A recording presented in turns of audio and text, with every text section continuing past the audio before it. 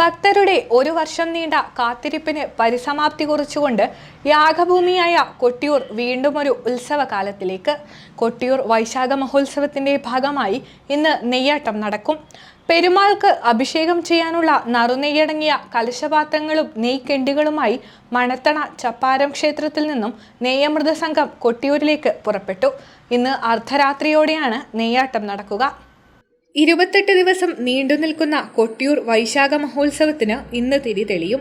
അക്കരെ സന്നിധാനത്തെ തിരുവഞ്ചിറയിലെ മണിത്തറയിൽ കുടികൊള്ളുന്ന സ്വയംഭൂശിലയിൽ അഭിഷേകം ചെയ്യാനുള്ള നറുനെയ്യടങ്ങിയ കലശപാത്രങ്ങളും നെയ്ക്കിണ്ടികളുമായി നെയ്യമൃത സംഘം നെയ്യമൃത് ജന്മസ്ഥാനികനായ വില്ലിപ്പാലൻ വലിയ കുറുപ്പിന്റെയും തമ്മേങ്ങാടൻ മൂത്ത നമ്പ്യാരുടെയും നേതൃത്വത്തിലാണ് കലശപാത്രങ്ങൾ കൊട്ടിയൂരിലേക്ക് എഴുന്നള്ളിച്ചത്.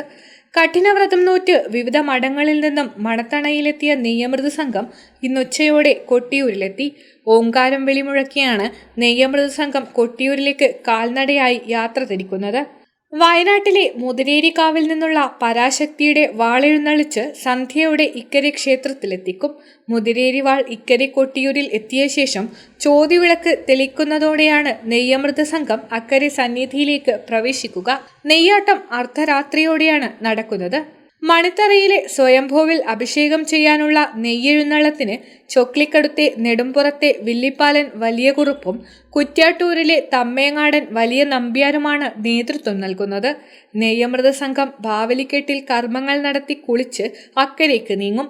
കുറ്റ്യാടി ജാതിയൂർ ക്ഷേത്രത്തിൽ നിന്ന് തേടൻ വാര്യർ എത്തിച്ച തീയും ജാതിയൂർ മഠം ക്ഷേത്രത്തിൽ നിന്നുള്ള നെയ്യും പാകപ്പെടുത്തി തൃത്തറയിൽ വെക്കും.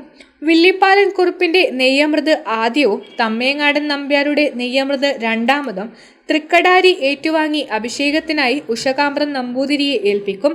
തുടർന്ന് നെയ്യഭിഷേകം പുലർച്ചെ വരെ തുടരും.